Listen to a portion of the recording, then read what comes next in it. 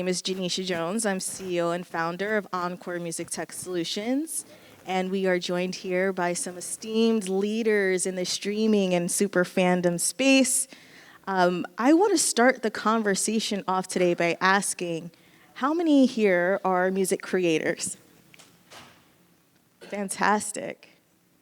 I am also a music creator, former music creator. I remember when I was 16, 17 years old, writing and producing music, and there were very few gatekeepers that would allow me to distribute my music. Enter the 2010s, and there are so many avenues for artists to be able to promote their music to the market, alongside some of our independent distributors here today. And here we are now, where streaming is now changed, that there's so much more music being promoted and so many avenues and artists putting their music out there. So how do artists break through the noise? And so today's conversation is going to explore how artists are now using engagement with their fans to promote their music. So I want to start off by first introducing or having our panelists introduce themselves. Yeah, thanks for being here, guys. Always nice to speak to an audience.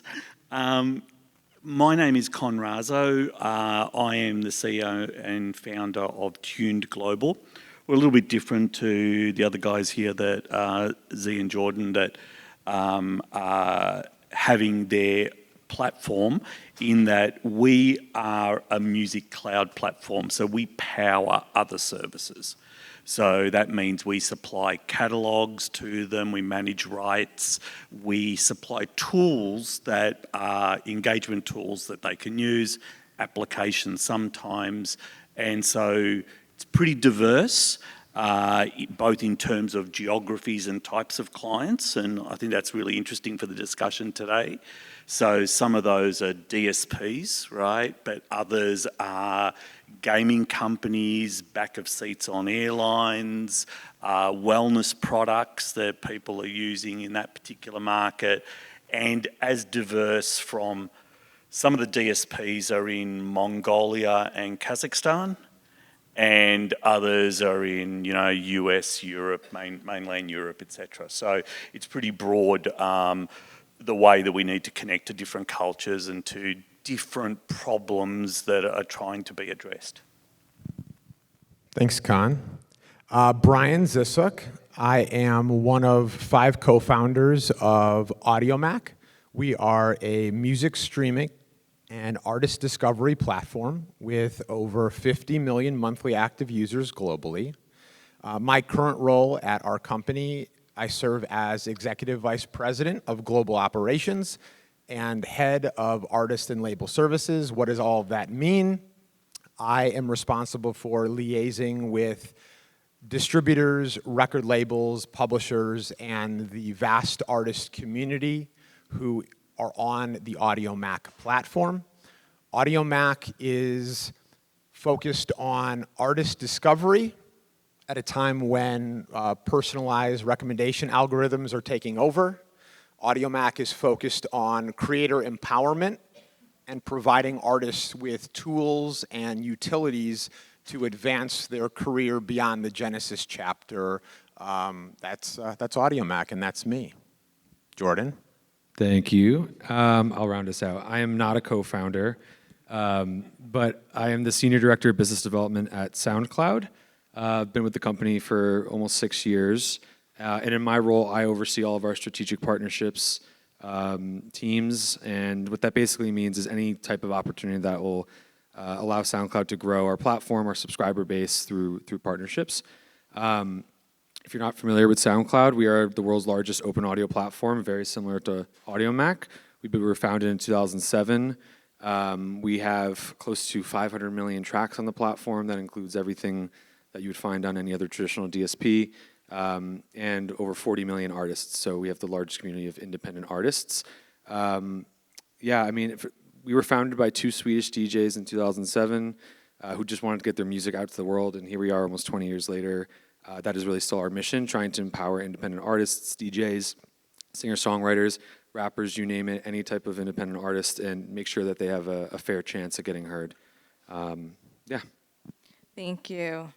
So only 20% of listeners are considered super fans, but they drive the majority of spending. So I wanted to ask the panelists if you can define what a super fan is. Yeah, I would be happy to. I think it's important to note that when we talk about this, we often conflate words like fans, followers, listeners, and audience as the same thing, but they all actually mean something different. Someone could follow an artist, but that could simply be for timeline entertainment. They have no vested stake in that artist. They might not even know that it is an artist. They might find them to be funny, right? An audience is the cumulative and in aggregate activity that is happening across both social media and DSPs. Listeners can be active, meaning that someone is seeking out your music, or it could be passive, meaning you pressed play and the service served that song up to you.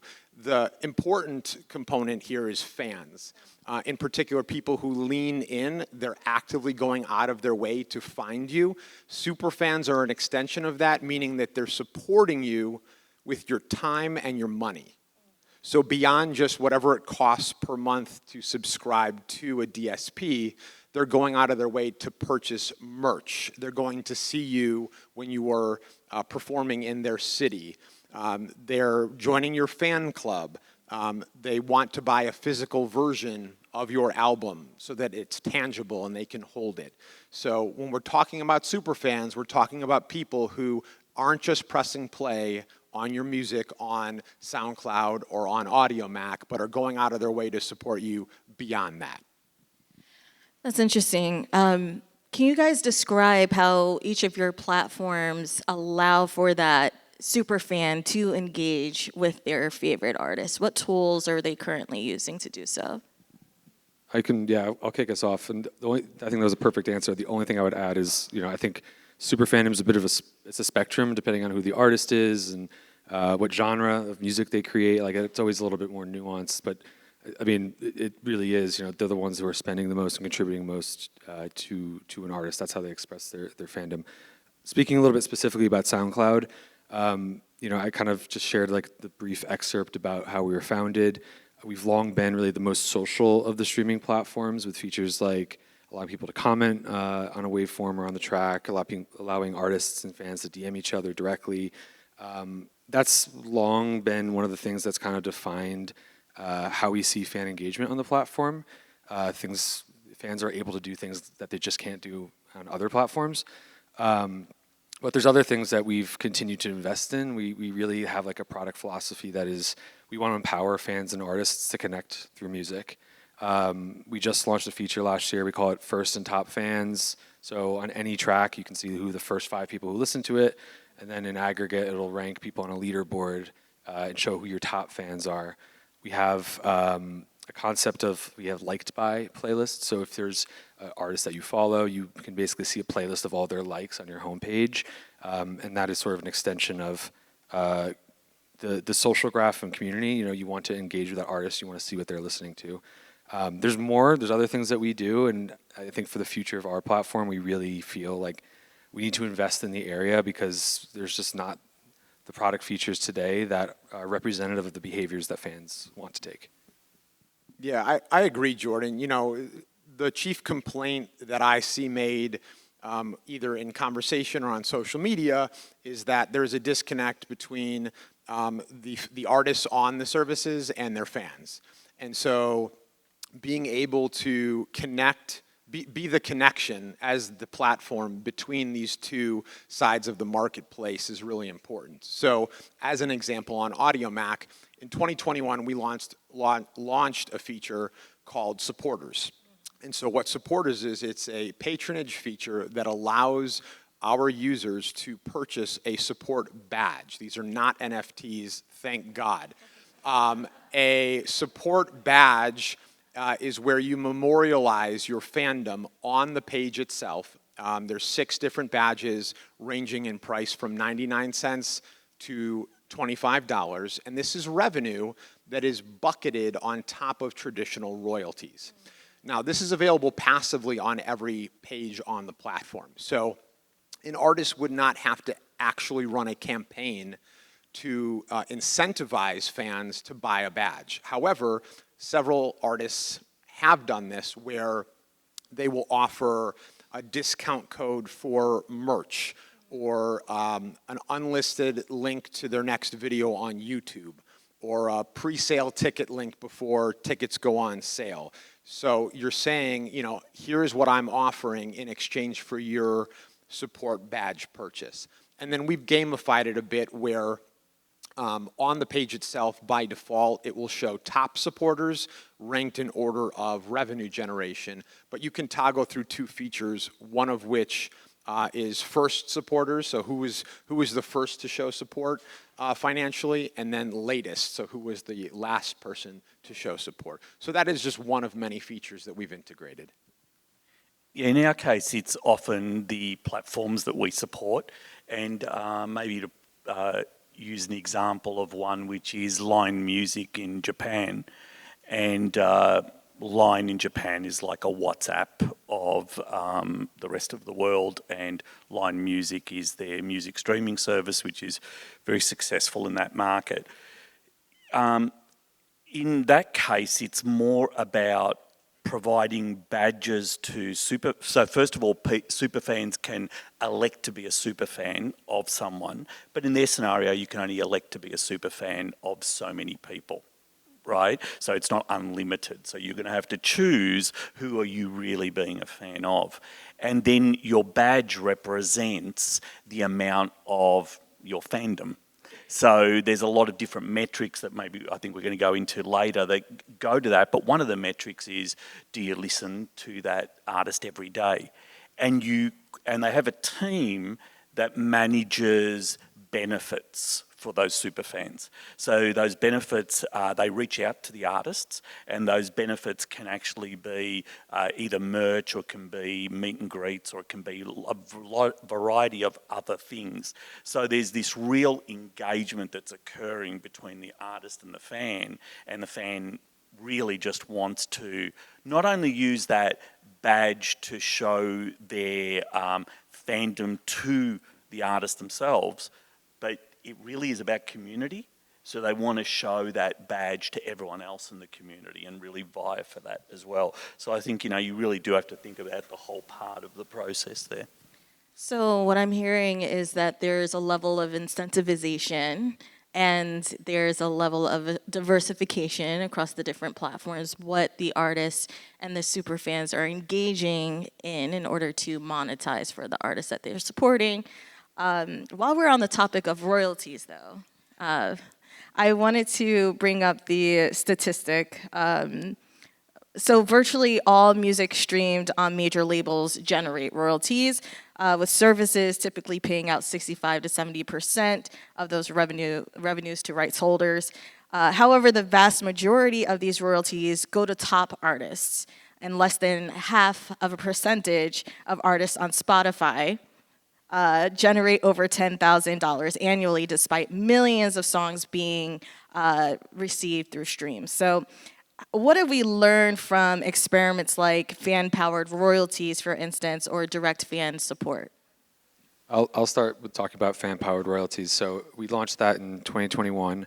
For those who are unfamiliar with fan-powered royalties, it is basically a royalty payout model that is known as user-centric academically, and what that means is for the revenue that you generate as a fan on a platform, whether that's through advertising dollars by listening to ads or through subscription revenue, that money is directly given to the artists proportional to who you listen to. So, for example, if you listen to one artist in a given month, all of the money that you generate will go directly to them. This is different from the standard pro rata model that Spotify and other streaming platforms use, where that money is pooled and then split up amongst all the artists based on a stream rate, basically. And so, I mean, the hypothesis for us was always, we have a massive independent artist community. They come to SoundCloud with their own fan bases and audiences, or they grow them there, right? And these audiences might not be large, but the people who are engaging with that artist, they are going to be really engaged. They're going to be really, they're going to spend a disproportionate amount of time listening to that artist rather than going and listening to the most popular artists. And so this was sort of a rebalancing of the royalty model to say, they deserve more of the dollars that those, let's say it's 1,000 people who come to listen to my music, the money that they're generating should go into my pocket and not into the pool.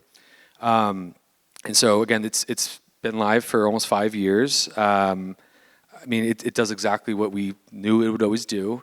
I think in the first year, we showed that independent artists on SoundCloud made on average 60% more through streaming royalties than they had the previous year, or if they had not been on fan-powered.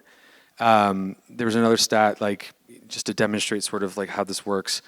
Will Page, who was the former chief economist at Spotify, did a report with us, and he basically did a case study on Lil Uzi Vert, and it showed that 6% of his fans on SoundCloud actually generated about 78% of his royalty income. And just to say, the last thing I'll say is, I quoted that 60% number, 60% increase in royalties. That sometimes isn't going to be a jump from $1 million to whatever, 1.6. A lot of times will be 200 to 500 or 1,000 to 1,500. But those step changes for independent artists are extremely important. That's a meaningful amount of income for someone who is still struggling to make music a full-time thing. So all of that to say, in short, it's working. That's awesome. No, I think it's important to have that conversation too from a business perspective, because I know a lot of companies are starting to explore what new royalty structures need to be implemented in order to create more fairness and equity for the music creators. So good on SoundCloud. I know that there's also some funding opportunities and promotional platforms and tools available to artists that Audiomack is providing to their customers. So why don't you speak a little bit on that? Yeah, Audiomack is a monster in Africa. We are the #1 streaming service in 23 countries across the continent. And what we noticed as we became more popular outside the US is that because infrastructure is much different, they don't have the same amount of resources or knowledge base. A lot of artists don't know that in order to place your music on a Spotify or an Apple Music, you have to work with a record label or a distributor. And so, similar to SoundCloud, you can upload your music directly to Audiomack and then apply for and gain entrance into AMP, which is the Audiomack monetization program. And we will pay you directly. And we have tens of thousands of artists from outside the US who all they do is upload their music to Audiomack. It's not available on any other platform, and they're able to generate royalties by making their music available on our service without the accompaniment of a distributor. So I think that that's really important as you are sort of graduating from bedroom artist or hobbyist into amateur or professional. The ability to just upload directly, not have to work with another partner in any capacity, get your music out into the world and be paid for it. Literally getting rid of the middleman, right? Providing an opportunity for artists to monetize on their own. We were talking a little bit about the ability to utilize these platforms for discovery, right? How does social engagement help navigate new discovery of artists around the world? I think I'll just kick off, and I think it's a totally different set of signals that you can use in the discovery process. So, often in discovery, you try to look at what people are doing on your platform, listening, liking, favoriting, following, and you will try to work out what actually has higher weighting in that process.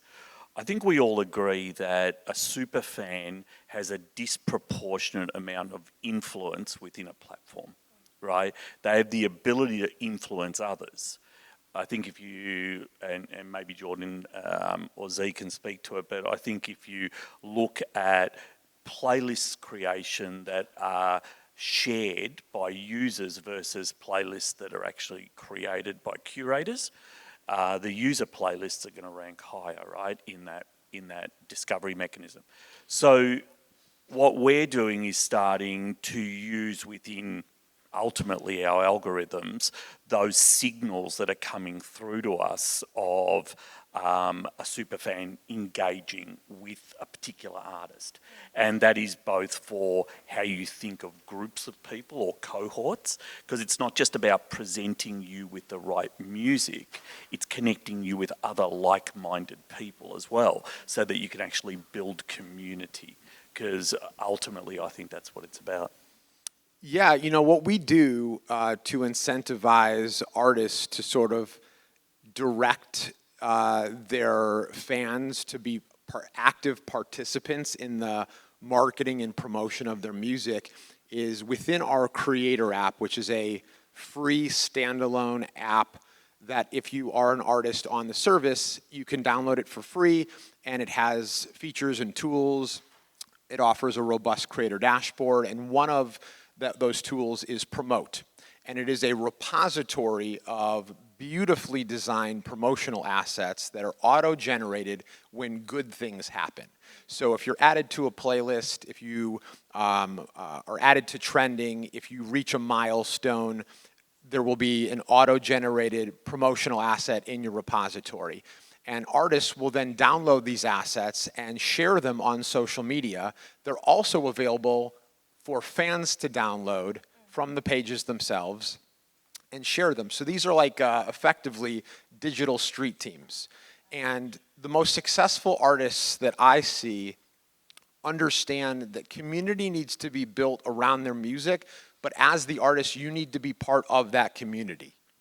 It cannot exist separately. You need to be a participant within it. Just adding to that, I mean, plus one to everything that they just said. I wanted to also just mention, like, we're talking about like the fan and artist relationship, or the artist to artist relationship, because that is one that is very important on SoundCloud, and we see, you know, is a lot of times started on SoundCloud. It's fostered on SoundCloud.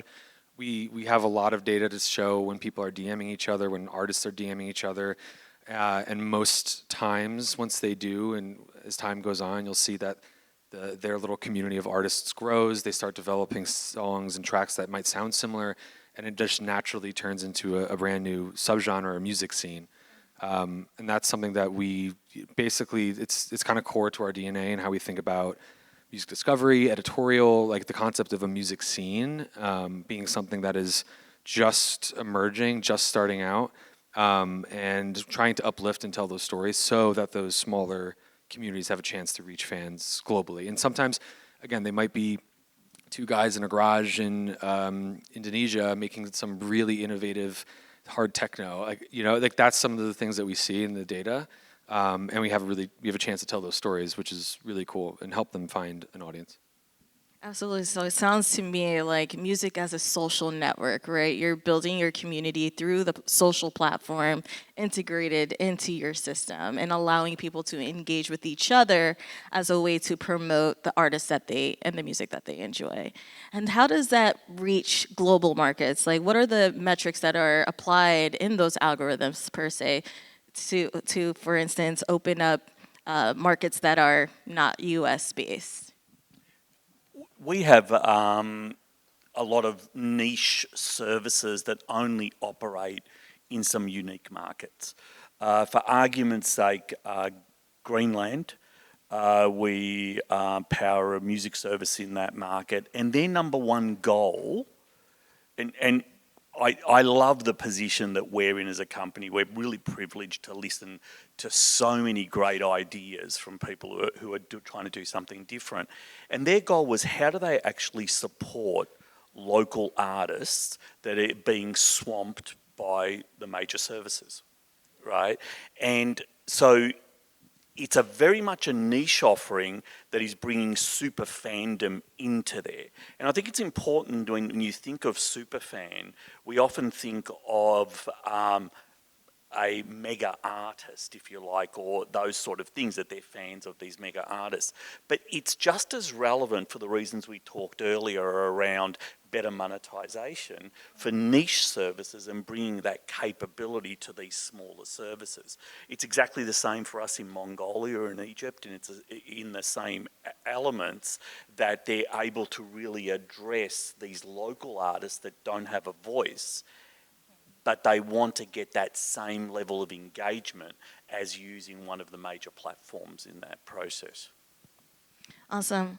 Did you have something to add? No, I was just going to say, as far as artist discovery is concerned, the championing of independent acts, not having to fight for valuable real estate within the confines of an app. I mean, having someone from Audiomack and SoundCloud on this dais is, I say this humbly, about as good as it's going to get.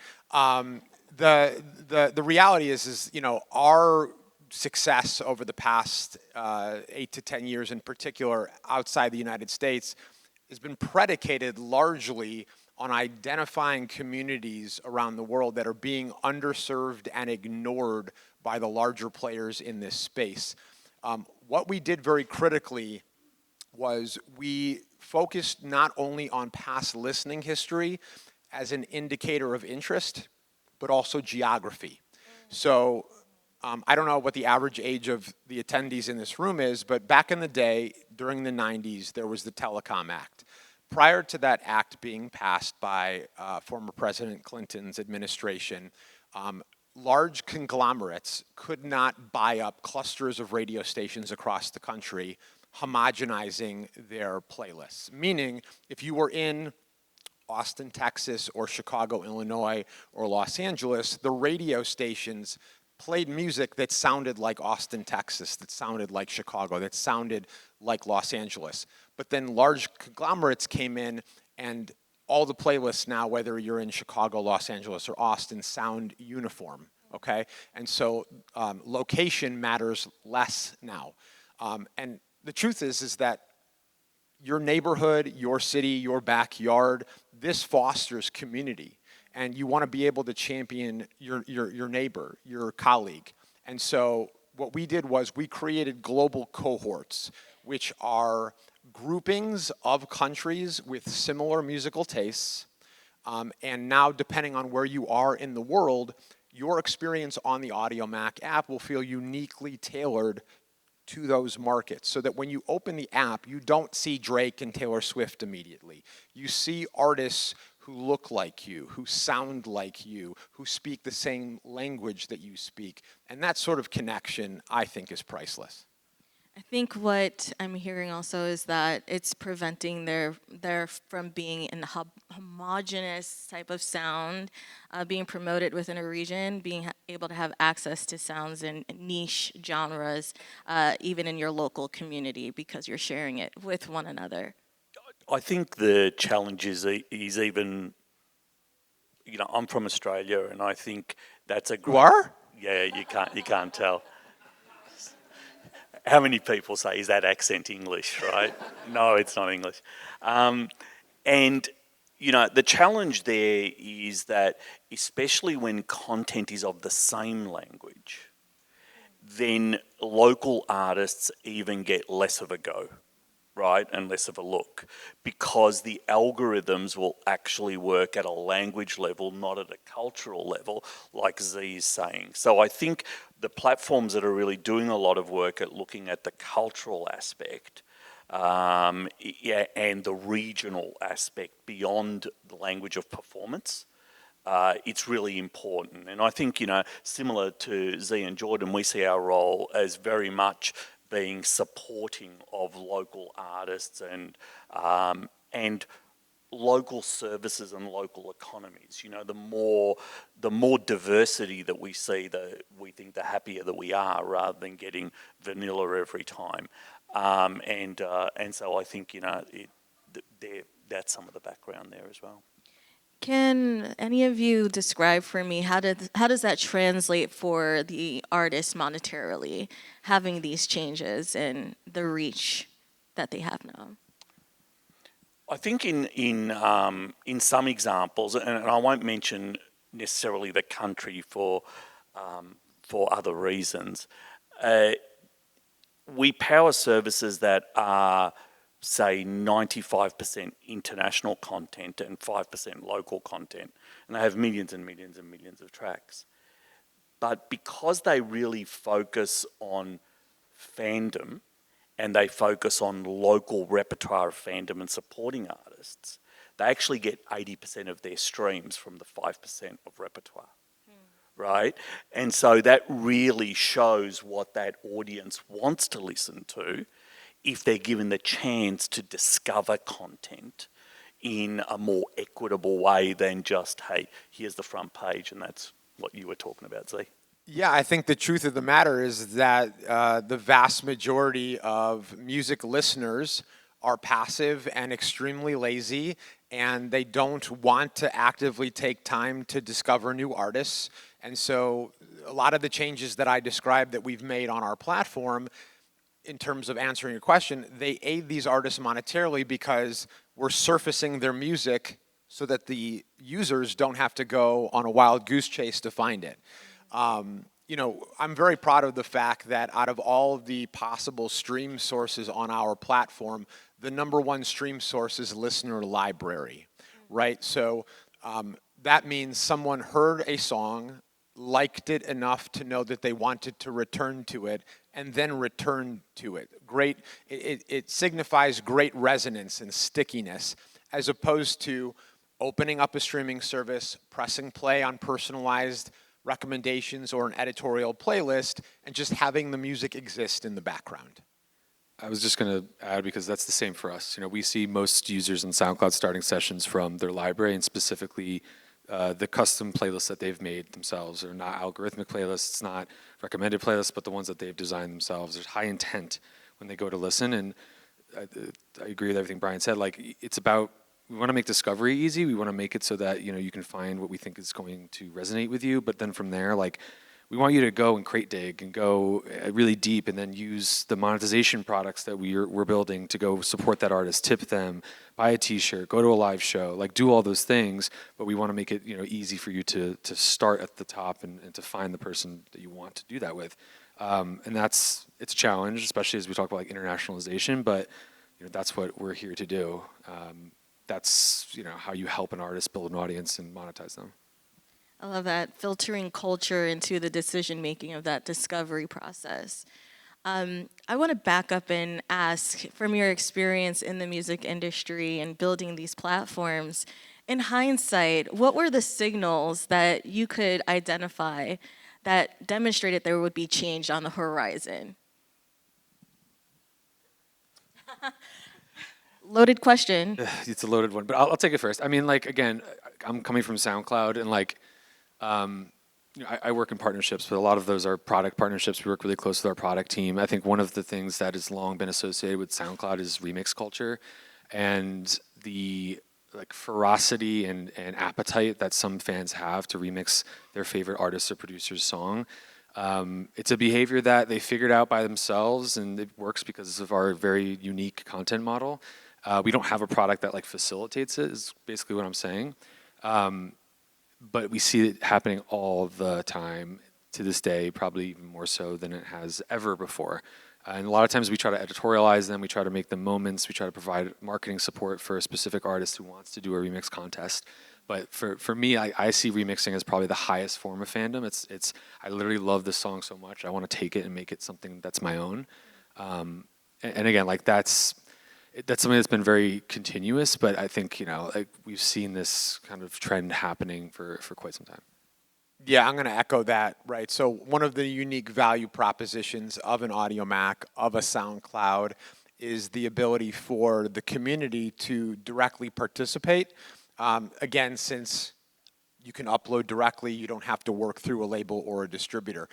2 years ago, we launched a first-of-its-kind feature called AudioMod, and it allows our users to modify real-time playback within the app. You could think of it as a modern-day equalizer. And this was predicated after we saw a growing shift in bundles for songs that had derivative versions. So you would have sped up, slowed down, daycore, nightcore, reverb-drenched, you know, the list goes on. What ended up happening was the labels were late to this trend, and they had to start playing catch-up. And the effect was UGC was happening regardless, and this was splitting up the consumption separate from the canonical version. And so you would end up having hundreds of versions of the same song, and so the play source would be across the board, and none of the UGC would be monetized to the original artist or rights holder. When you modify using audio mod, you're actually just playing back the original song. It's not splitting up the consumption.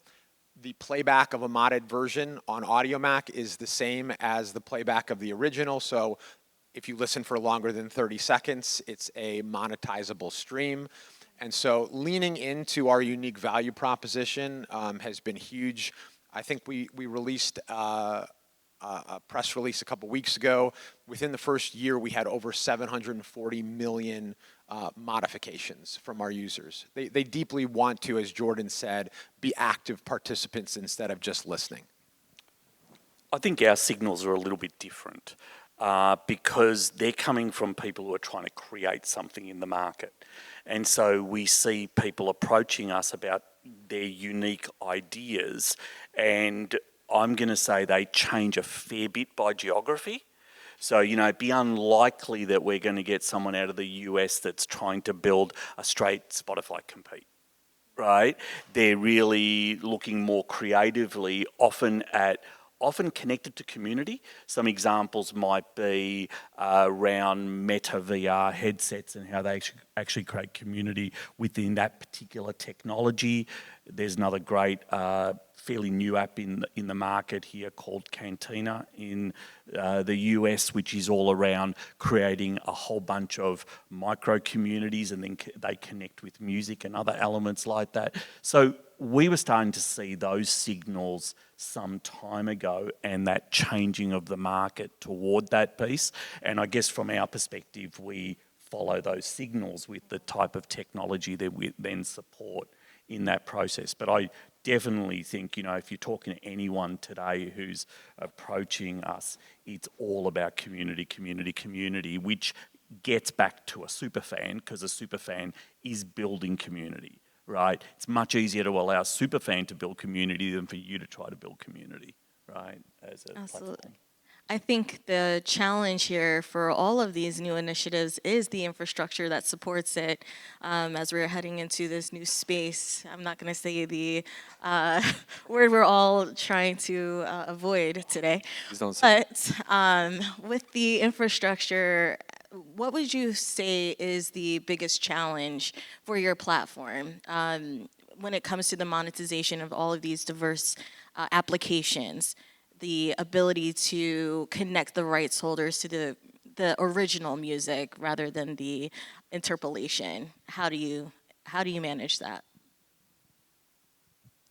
Different from Superfandom, but I'm curious. A little bit, yeah. I mean, it's a licensing problem, and we've long known this is a licensing problem for the almost entirety existence of SoundCloud, because we relied on so much user-generated content. Like, it's been a thing. I think, like most things in the music industry, the innovation trails sort of the creation of whatever the innovation is, unfortunately. And so I think once we're starting to see the tide shift and the music industry kind of catch up and say, oh wow, this is where superfans are engaging. This is how artists want to interact with their audience. We really should figure out a way to put the guardrails and frameworks around this, because it represents a monetization opportunity for everybody involved.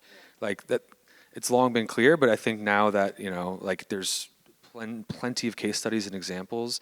Again, sometimes you just have to be patient. Sometimes you have to really beat the door down. But sometimes it's just not that easy. But yeah, I think Z, you said it before. Like it's happening now. You guys have done it. AudioMod's a great product. Like we're gonna see. Thank you, Jordan. You're very welcome. I'm a big fan. Yeah, I appreciate it. Yeah, you're right. Like that's been the music industry playbook forever. It's we don't understand this. We're not concerned it's not going to catch on. Oh my God, it's catching on. We have to stop it. We can't stop it. Let's figure out how to monetize it. Like that, it's just, it's cyclical. So we're there again. But to Jordan's point, I think finally there's some acceptance that if we're going to keep throwing around superfandom as this buzzword for the next generation of streaming, we have to explore all avenues that allow for that behavior to exist. And that is being able to engage with the artists and the music in the same place that the consumption is happening. I do think, going back, I guess, just to the infrastructure question and how do you even get around some of those challenges, because I think the reality of things like derivative works is just a minefield of licensing. There is ways to get around that in terms of doing things that are not creating something permanent, right, in the platform, and then they become licensable. So I do think there's a lot of really interesting ideas that still can come to market while that other type of, I guess, licensing models catch up. But we do work a lot with the majors, and we are certainly seeing a shift in how they're looking at innovation, and I think it's been quite a positive shift, certainly in the last 6 months. I agree. So I think I'm bullish that there's going to be more flexibility on how people can express themselves. And, if we're talking again about super fandom, how you can express yourself as a super fan by modifying some works that more expresses, your fandom. So before we open up for questions, first of all, I'm going to thank you all for your time and for sharing these insights. It's been brilliant. Best case scenario, what does the next 5 years in streaming look like? Can we even think that far? And if so, what does your best case scenario look like for streaming? It's tough because, historically speaking, change would happen over a decade, and it was typically because of some technological advancement that changed the format. Now we're moving at a rate never seen before. Every 6 months, due to technology, we're in a completely different place than we were the previous 6 months, which is difficult because the second you think you figured something out, you have to rip up those blueprints and construct a new home. So, what I say now could be, null and void 6 months from now. But for us, specifically talking about the Audiomack platform, we've grown tremendously because we have focused on a particular type of user, which is someone who is young. 91% of our audience is under the age of 34, multicultural. 94% of our audience considers themselves multicultural, and they have various or one socioeconomic impediments that makes streaming a challenge, meaning lack of disposable income, lack of access to credit or debit, hard cap data plans, unstable Wi-Fi, but a zest for listening to music. So being able to democratize access through a freemium model, integrate folks into a commercial environment, perhaps from piracy, and then make them appreciate just the organization that exists within a streaming service. I saw a great statistic a couple weeks ago. In Luminate's 2025 year-end report, they noted that only 4 countries, the US, Mexico, Brazil, and Germany, make up 50% of all premium streams. So we have a long way to go globally as far as adoption for streaming services, and in particular, how people value music enough to pay for a full catalog subscription. So we think we're uniquely positioned to continue to capture a lot of the ex-US market, because what we've done in the Caribbean and in Africa and across the global diaspora is duplicatable. Yeah, I mean, I'm going to probably say a lot of very similar things to Z, but like, I think we lost the plot with streaming a little bit. It was like, we kind of forgot that the technology of streaming is sort of like the means to an end, which is to listen to music. And I think it all got so commoditized, right? And so that, again, that's why we're having this conversation today. It's what are the product features? What are the ways that platforms are going to allow for more operability? I think in 5 years, hopefully we all start moving in slightly different directions. Like what you're doing and what we're doing are slightly different, and what Spotify's and Apple's and Amazon's, right? Like they're understanding who their users are on a deeper level and trying to build products that match that, rather than products that exist for the sake of existing.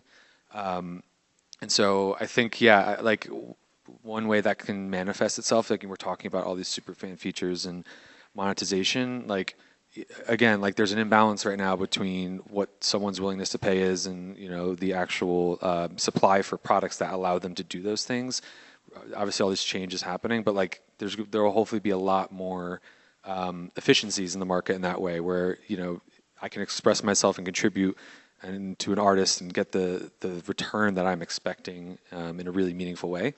But I don't know. We'll see where it goes, and especially with, I'm going to say, AI.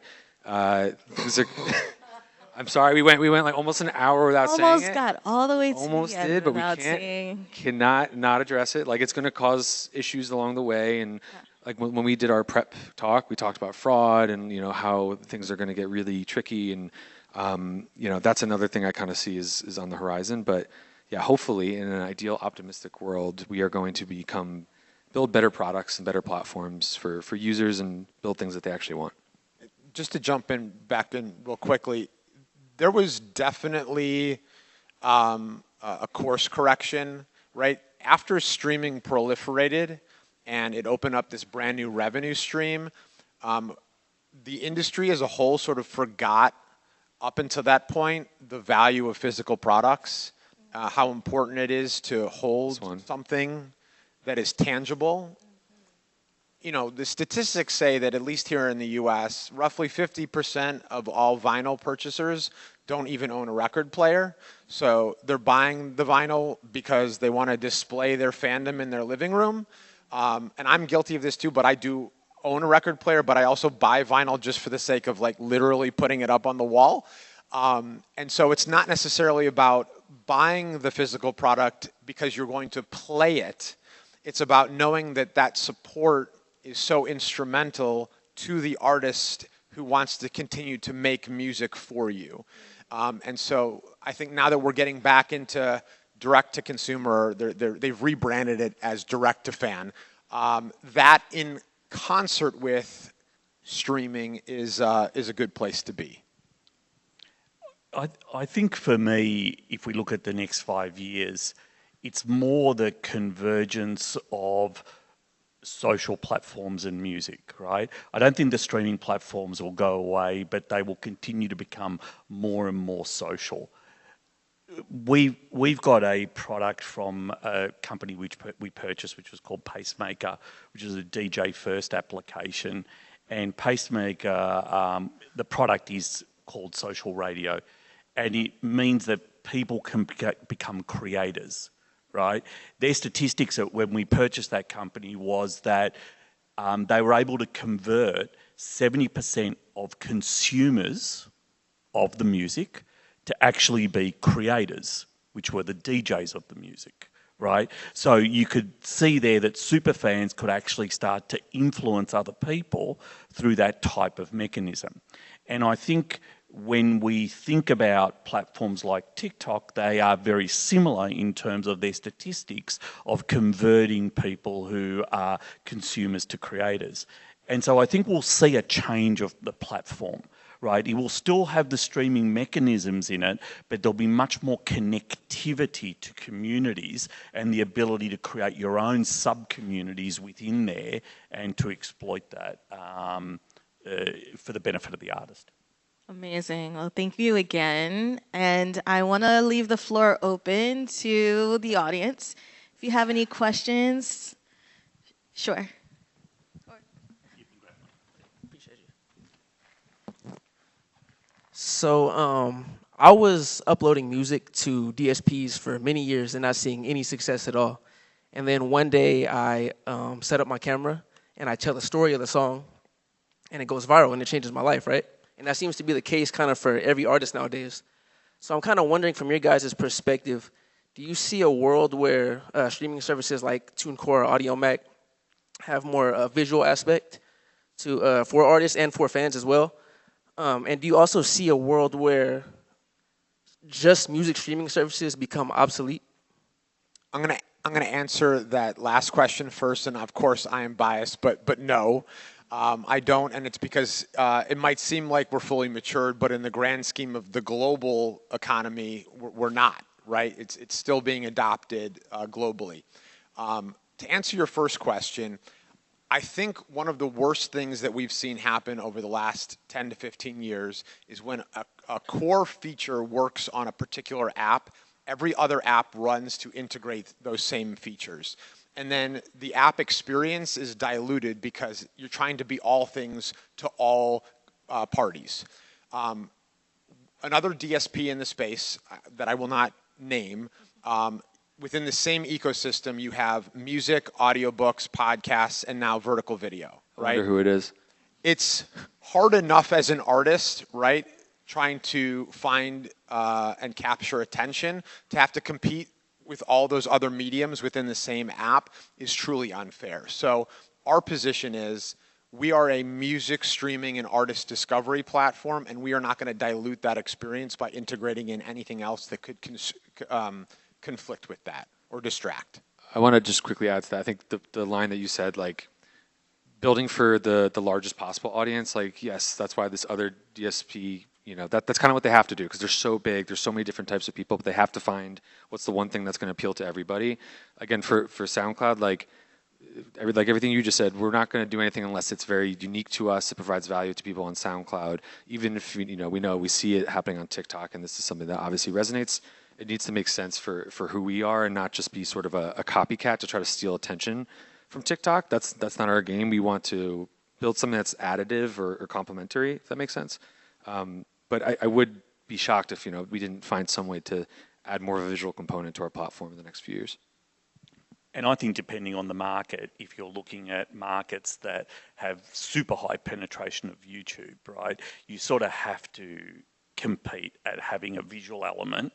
Otherwise, there's this real decision point for people. I guess ultimately, might connect to the same question that we had before. What happens in 5 years? Will the streaming market follow more of the video market in terms of being fragmented? Not on content, which generally, except for the guys here that really allow people to upload their own content. Streaming services are generally the same, but in terms of what you can do on those platforms and bring it in a way that's, I guess, affordable for people as well. Any more questions? Sure. Can we get someone to pass the mic? Thank you.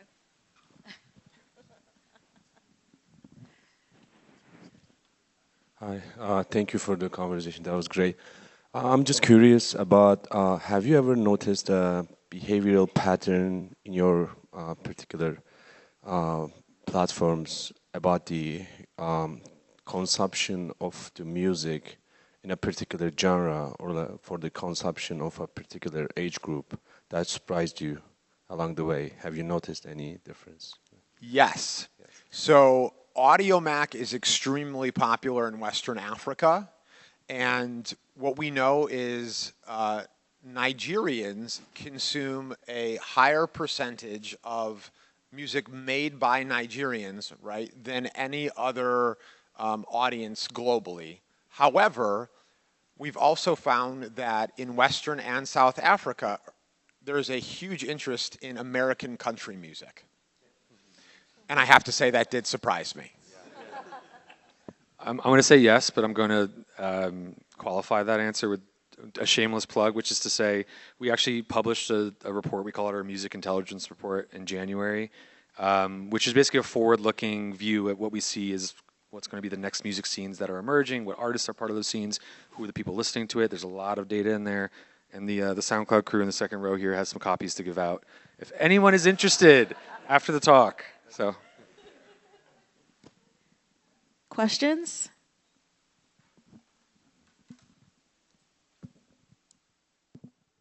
Hi, my question is, typically we've seen a lot of streaming activity kind of ravel around chart sales, kind of stream counts, and typically streaming has kind of been an unhealthy area where fan development has been happening because we're seeing a lot of, it's often discounted as manipulation or I guess my question would be, what improvements do we anticipate in kind of actually fostering superfan development from streaming when these have been the misconceptions that fans have faced before?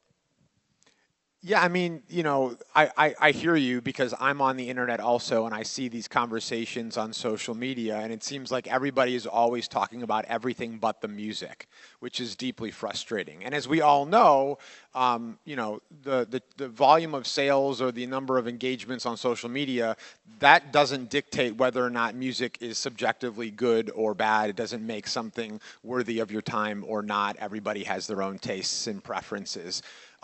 I think what's critical and what we've tried very hard to foster within our own platform is the ability to have community in the same place that you're doing the listening, right? What is the typical behavior now? You're streaming music on one platform and then you're navigating somewhere else to talk about it, right? Whereas on Audiomack, similar to SoundCloud, you can actually begin engaging within the app while you're still listening. So, for example, we track engagements and weigh those against plays because play data can lie. If your song is added to trending or a playlist or goes viral or due to unscrupulous means, that can change the play count. But what is very difficult to mask is engagements. So offline downloads, library downloads, playlist ads, favorites, re-ups, comments. So that's what we look at, and then we help foster that within our community. +1. Anyone else have a question? Okay. Any final thoughts from the panelists? Oh, there we go. Great chat, by the way, guys. It's been super informative. Do you guys focus on, much like the other DSPs, like editorial type playlisting? And do you have people in your company that are like personally picking songs? Or is it like other DSPs where it feels almost like you're leaving it to the bots? So the short answer is yes. We have people who are manually curating playlists. We do some algorithmic playlist curation as well. But I mean, by and large, the feedback that we get from our users basically says that they want more curation. Again, in theme of everything we're talking about here, like they don't want to be recommended things by the machine. They want to be told or be shown what people that they trust like. Sometimes that's our own curators. Sometimes it's not. We don't have a full staff of real, human curators in the same way maybe other DSPs do, but we try to make it so that, again, as a social platform, they could find people they trust, find the playlists that they want to follow, and go from there. But yeah, we're not relying on algorithmic playlists to be, an area of, growth or investment in the future. We want to, meet people and give them, more of that homegrown, personalized flavor.